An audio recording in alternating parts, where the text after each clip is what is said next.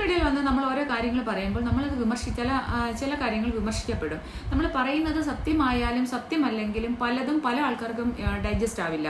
അപ്പോൾ അത് വിമർശിക്കപ്പെടും. അപ്പോൾ നമുക്കങ്ങനെ വിമർശിക്കപ്പെടാൻ ആഗ്രഹമില്ല. നമ്മൾ എന്തിനു വിമർശിക്കുന്നു എന്നുള്ളൊരു ചോദ്യം നമുക്കവിടെ പ്രസക്തമല്ല അല്ലേ. അപ്പോൾ ഞാൻ ഈ പറഞ്ഞു വരുന്നത് നമ്മുടെ കൊല്ലം സുധിയുടെ ഭാര്യയായ രേണുവിനെ കുറിച്ചിട്ടാണ്. രേണു കുറേ നാളായിട്ട് ഇങ്ങനെ വീഡിയോസ് ചെയ്യാറുണ്ട്, ഞാൻ കാണാറുണ്ട്. അപ്പം ഈ അടുത്ത കാലത്തായിട്ട് രേണു കുറച്ച് ആൽബം കാര്യങ്ങൾക്കൊക്കെ അഭിനയിച്ചു. ജീവിക്കാൻ വേണ്ടിയിട്ട് ഇപ്പം നമുക്ക് ഇഷ്ടമുള്ള അല്ലെങ്കിൽ നമുക്ക് അറിയാവുന്ന ജോലി ചെയ്യുക എന്നുള്ളത് വളരെ അഭിമാനകരമായ കാര്യമാണ്. പിന്നെ അത് ഈ ആൾക്കാർ വിമർശിക്കുന്ന കാര്യം ഭയങ്കരമായിട്ട് എക്സ്പോസ് ചെയ്തിട്ട് അഭിനയിക്കുന്നു. സുധി ഉണ്ടായിരുന്നെങ്കിൽ പിന്നെ അത് സുധിയോടുള്ള സ്നേഹം, കൊല്ലം സുധി എന്ന് പറയുന്ന അദ്ദേഹത്തിനുള്ള ആൾക്കാരുടെ ഒരു ചെറിയ സ്നേഹം കൊണ്ടാണ്. അദ്ദേഹം ഒരു ഹാസ്യ കഥാപാത്രം ചെയ്യുന്ന ഒരു കലാകാരനായിരുന്നു. അപ്പോൾ അതുകൊണ്ട് എല്ലാവർക്കും ആഗ്രഹം ഇഷ്ടമുണ്ട്. പിന്നെ അതെനിക്ക് അദ്ദേഹത്തിന് കുറേ പ്രശ്നങ്ങളൊക്കെ വന്ന സമയത്ത് ഇവർ ഫാമിലി ആയിട്ട് വന്ന് വീഡിയോ ഒക്കെ ചെയ്തിട്ടുണ്ടായിരുന്നു. ഇവർ മാനസികമായിട്ടുള്ള പ്രശ്നങ്ങൾക്ക് ഗുളിക ടാബ്ലറ്റൊക്കെ കഴിക്കുന്നു. ആ ടാബ്ലറ്റൊക്കെ എടുത്ത് കാണിച്ചിട്ടുണ്ടായിരുന്നു. അപ്പോൾ ഇങ്ങനെയുള്ള കുറേ കാര്യങ്ങളൊക്കെ ഇത് നേരത്തെ അറിയാവുന്ന കാര്യമാണിത്. അപ്പോൾ അതിനെ കുറിച്ചിട്ട് ഈ ആൾക്കാരൊക്കെ ഓരോന്ന് പറയുന്നു. അപ്പം ഒരു ഇതയാച്ചു എന്ന് പറയുന്ന ഒരു ലേഡി ബിഗ് ബോസിൽ പഴയ ബിഗ് ബോസിലും ഉണ്ടായിരുന്ന ബിഗ് ബോസ് ഫെയിം ആയിരുന്ന ഒരു ലേഡി, ഇവർക്ക് മാനസികമായിട്ട് പ്രശ്നം ഉണ്ടായതുകൊണ്ടാണ് ഇവരിങ്ങനെ കാരണം രേണു സംസാരിക്കുന്നത് ഭയങ്കര ഒരു മെച്ചൂരിറ്റി ഇല്ലായ്മ നമുക്ക് ഫീൽ ചെയ്യും സംസാരിക്കുന്ന കേൾക്കുമ്പോൾ. കാരണം ആരെങ്കിലും എന്തെങ്കിലും പറഞ്ഞാൽ അതിന് ഒരു റിയാക്ഷൻ വീഡിയോ അല്ല, ആരെങ്കിലും എന്തെങ്കിലും പറഞ്ഞോട്ടെ എന്ന് വിചാരിച്ചിട്ടില്ല, അതിനെതിരെ ഉടനെ രംഗത്ത് വന്നിട്ട് വേറെ കാര്യങ്ങൾ പറയും. അപ്പൊ ഈ പറയുന്നത് സത്യമല്ല, നുണയാണ് അല്ലെങ്കിൽ കള്ളമാണ് എന്ന് തെളിയിക്കാൻ വേണ്ടി യൂട്യൂബർമാർ അടുത്ത തെളിവും കൊണ്ടുവരും. അങ്ങനെയുള്ള കുറേ പ്രശ്നങ്ങൾ ആവശ്യമില്ലാതെ രേണു സ്വന്തമായിട്ട് പിടിച്ചു വെച്ചതാണ്. രേണുവിന് ആൽബത്തിൽ അഭിനയിക്കുക, എക്സ്പോസ് ചെയ്യുക, അതൊക്കെ ഓരോരുത്തരുടെ പേഴ്സണൽ ചോയ്സ് ആണ് അല്ലേ. നമ്മളിപ്പോൾ നമ്മുടെ ശരീരം കാണിക്കണം, മറ്റുള്ളവരെ കാണിച്ചിട്ട് വേണം നമുക്ക് കാശ് കിട്ടാൻ, അല്ലെങ്കിൽ ശരീരം കാണിച്ചെങ്കിലേ നമുക്ക് പണം ഉണ്ടാക്കാൻ പറ്റൂ എന്ന് നമുക്ക് തോന്നിക്കഴിഞ്ഞാൽ പിന്നെ അത് അവരുടെ കാര്യമാണ്.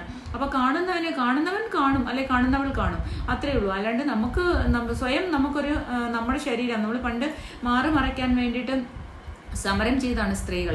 ഇപ്പോൾ എല്ലാവരും മറയ്ക്കാതിരിക്കാൻ എങ്ങനെയും തുറക്കാൻ വേണ്ടിയിട്ട് സമരം ചെയ്യുന്ന ഒരവസ്ഥയാണ് ഇപ്പോൾ ഉള്ളത്. അപ്പോൾ അങ്ങനെയാണ് നമ്മുടെ, കാരണം ആൾക്കാർ അവർ വിചാരിക്കുന്നത് സെലിബ്രിറ്റി ആയി കഴിഞ്ഞാൽ അല്ലെങ്കിൽ അപ്പം അല്ലെങ്കിൽ എന്തോ അവസരങ്ങൾ കിട്ടാൻ വേണ്ടിയിട്ട് നമ്മുടെ ശരീരം നഗ്നത പ്രദർശിപ്പിച്ചു കഴിഞ്ഞാൽ അവർക്ക് കാശ് കിട്ടും എന്നുള്ള ചെറിയ മിഥ്യാധാരണ, അല്ലെങ്കിൽ കുറച്ചുകൂടി സൗന്ദര്യം തോന്നും. യഥാർത്ഥത്തിൽ പറഞ്ഞാൽ ഈ തുണി ഉടുക്കുമ്പോഴാണ് സൗന്ദര്യം നമുക്ക് സ്ത്രീകൾക്ക്, എനിക്ക് അങ്ങനെയാണ് ഫീൽ ചെയ്യുന്നത് കേട്ടോ. സ്ത്രീക്കായാലും പുരുഷനായാലും ഹ്യൂമൻ ബീയിങ്സിന് തുണി ഉടുക്കുമ്പോഴാണ് സൗന്ദര്യം.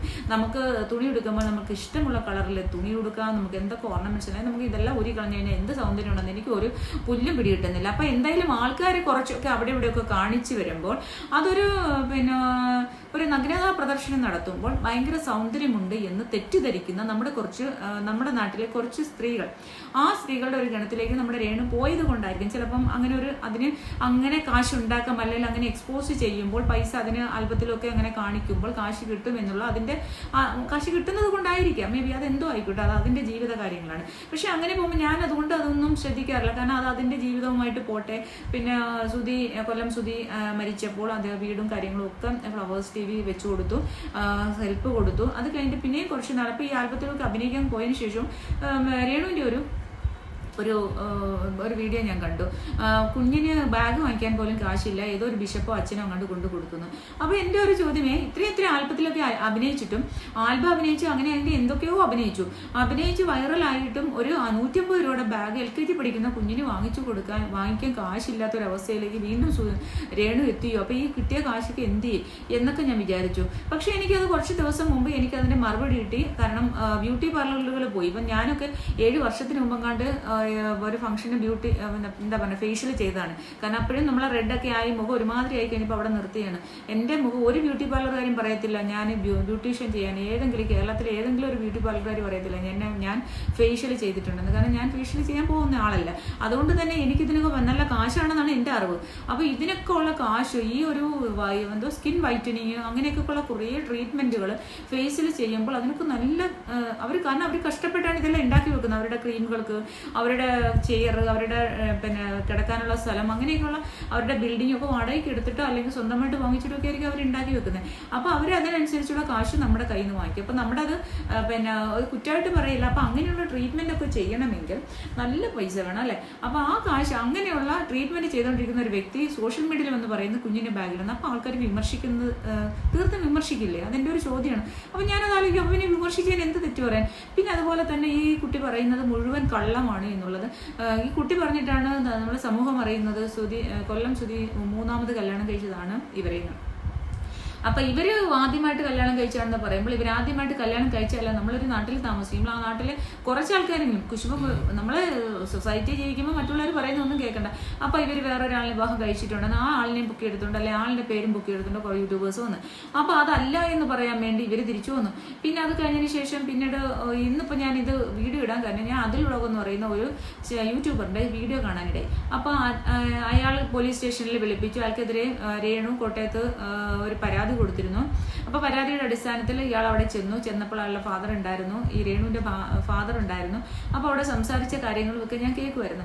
അപ്പോൾ എന്തിനും എന്നെ സ്ത്രീത്വത്തെ അവമാനിച്ചു എന്നുള്ള രീതിയിലാണ് കേസ് കൊടുക്കുന്നത്. അപ്പോൾ ഞാൻ അയാളുടെ വീഡിയോസൊക്കെ പോയി കണ്ടു. അപ്പോൾ അയാളുടെ വീഡിയോയിൽ ഒരിക്കലും സ്ത്രീത്വത്തെ അവമാനിച്ചില്ല. ഏതൊരു ബിഷപ്പുമായിട്ട് കോടിക്കണക്കിന് രൂപ പറ്റിച്ചെടുത്ത ബിഷപ്പിന്റെ കാര്യക്കാരനാണ് രേണുവിന്റെ അച്ഛൻ എന്നുള്ള രീതിയിൽ ഇയാൾ സംസാരിച്ചിട്ടുണ്ട്. അതുപോലെ രേണുവിനെ റോഡിലെങ്ങാണ്ട് പബ്ലിക് ന്യൂസൻസ് ആയിട്ട് റോഡിലെങ്ങാണ്ട് കിടന്ന് ഷോ കാണിച്ചപ്പോൾ അറസ്റ്റ് ചെയ്യണം എന്നുള്ള ഒരു വ്ലോഗ് ഉണ്ട്. അല്ലാണ്ട് സ്ത്രീത്വത്തെ അവമാനിച്ചിട്ടൊന്നുമില്ല. രേണുവിന്റെ ഈ സോഷ്യൽ മീഡിയയിലെ ഇങ്ങനെയുള്ള കാര്യങ്ങൾ തിരിച്ച് സംസാരിക്കുമ്പോഴൊക്കെ അതിനെതിരെ റിയാക്ഷൻ വീഡിയോസ് ചെയ്യുന്നവരല്ലേ. അപ്പോൾ പക്ഷേ ഏത് റിയാക്ഷൻ വീഡിയോ ചെയ്താലും നമ്മൾ അതിര് കവിയരുത് എന്നുള്ളത് മാത്രമേ എനിക്ക് യൂട്യൂബേഴ്സിനോട്, ഞാനും ഒരു യൂട്യൂബർ എന്നുള്ള നിലയിൽ എനിക്ക് പറയാനും പറ്റൂ. അപ്പം എന്ത് തന്നെയായാലും നമ്മൾ ഈ ഓരോ ആൾക്കാർക്കെതിരെ കേസ് കൊടുക്കാൻ പോയാൽ നമുക്ക് ജീവിതത്തിൽ അതേ ഉള്ളൂ. നമ്മൾ ഒരുപാട് പേര് നമ്മുടെ യൂട്യൂബേഴ്സിൽ തന്നെ എത്രയോ ആൾക്കാർ കേസ് കൊടുത്തിട്ടുണ്ടെങ്കിൽ എന്തെങ്കിലും ആ കേസൊക്കെ എവിടെയായി ഒന്നും ആവത്തില്ല. കാരണം അങ്ങനെയാണ് സൈബർ സെല്ലിൽ ഞാൻ തന്നെ കേസ് കൊടുത്തു. ഞാൻ അഡ്വക്കേറ്റ് ആണ്, എന്നിട്ട് ഞാൻ തന്നെ കേസ് കൊടുത്തിട്ട് ഒന്നും ആയിട്ടില്ല. അപ്പോൾ ഇതൊക്കെ തന്നെ നമ്മൾ കേസ് കൊടുത്താൽ അപ്പോൾ നമ്മളിന്ന് വിളിപ്പിക്കും, സംസാരിക്കും, അത്രയൊക്കെ ഉള്ളൂ സംഭവിക്കാൻ. അല്ലാതെ ഒന്നും സംഭവിക്കില്ല. മൂപ്പൻസ് വ്ലോഗ് ശരത്തിനെതിരെ ആരോ പണ്ട് പിന്നെ നമ്മുടെ ജാസ്മിൻ ജാഫറിന്റെ വാപ്പ കൊണ്ടുവന്ന് കേസ് കൊടുത്തു. അങ്ങനെ ശരത്ത് മൂപ്പൻ വിളിച്ചിട്ടുണ്ടായിരുന്നു. അപ്പോൾ വിളിച്ചിരുന്ന എന്താണ് ഒരു എന്നെ കണ്ട് അത്രയേ ഉള്ളൂ, പോലീസ് സ്റ്റേഷനിൽ പോയി സംസാരിക്കാൻ പറഞ്ഞു. അവിടെ അത് കഴിഞ്ഞ് അല്ലാണ്ട് വേറെ ഒന്നും കൂടുതലൊന്നും സംഭവിക്കില്ല. അപ്പോൾ ഇത്രയൊക്കെ ഉള്ളൂ. അപ്പോൾ എന്തായാലും എനിക്ക് രേണുവിനോട് പറഞ്ഞാൽ രേണുവിൻ്റെ ജോലി ചെയ്ത് ജീവിക്കുക. അത് എന്ത് ജോലി തന്നെ ആയാലും രേണു ഇഷ്ടമുള്ളത് അത് രേണുവിൻ്റെ പേഴ്സണൽ ചോയ്സാണ്. പിന്നെ ഡ്രസ്സ് ഇടാതെ അഭിനയിക്കണോ, അല്ലെങ്കിൽ ഡ്രസ്സ് കുറച്ച് ഇടാണോ, അല്ലെങ്കിൽ പിന്നെ ശരീരം കാണിക്കണോ, നഗ്നത നമ്മുടെ ശരീരം കാണിച്ചുകൊണ്ട് അഭിനയിക്കണോ, ആരെ കൂടെ അഭിനയിക്കണം, എന്തിന് അഭിനയിക്കണം എന്നൊക്കെ രേണുവിൻ്റെ മാത്രം ചോയ്സാണ്. അതൊക്കെ രേണു മാത്രം ചെയ്യുക. ഈ ആവശ്യമില്ലാത്ത എല്ലാ കാര്യത്തിനും റിയാക്ഷൻ ഓടി വന്നിട്ട് മറുപടി പറഞ്ഞ് പിന്നെ പറയുന്നതെല്ലാം നുണ പറഞ്ഞിട്ട് മറ്റുള്ളവരത് നുണയാണെന്ന് പിന്നെ പറയുമ്പോൾ അതിനെതിരെ റിയാക്ട് ചെയ്തു. പിന്നെ എന്തോ ദയാച്ചു എന്ന് പറയുന്ന ആ ഒരു ലേഡി വന്ന് പറഞ്ഞു ഇവർ മെന്റൽ പ്രോബ്ലത്തിന് മരുന്ന് കഴിച്ചിട്ടുള്ളതാണ് എന്നുള്ള രീതിയിൽ സംസാരിച്ചു. പക്ഷെ അത് കൊല്ലം സുധി തന്നെ ഈ രേണുവിനെ വെച്ചിട്ട് നമ്മളെല്ലാം കാണിച്ചൊരു കാര്യമാണ്. ടാബ്ലറ്റൊക്കെ ഇംഗ്ലീഷ് ടാബ്ലറ്റുകൾ പിന്നെ കാണിച്ചിട്ടാണ് ഈ മാനസിക പ്രശ്നത്തിന് പിന്നെ രേണു കഴിച്ച മരുന്നാണെന്ന്. അപ്പോൾ രേണു വന്ന് പറയുന്നു 90% സ്ത്രീകളും പ്രസവ സമയത്ത് ആദ്യം പ്രസവിക്കുമ്പോൾ പോസ്റ്റ്മോർട്ടം ഡിപ്രഷനിലൂടെ പോയിട്ടുണ്ടെന്ന്.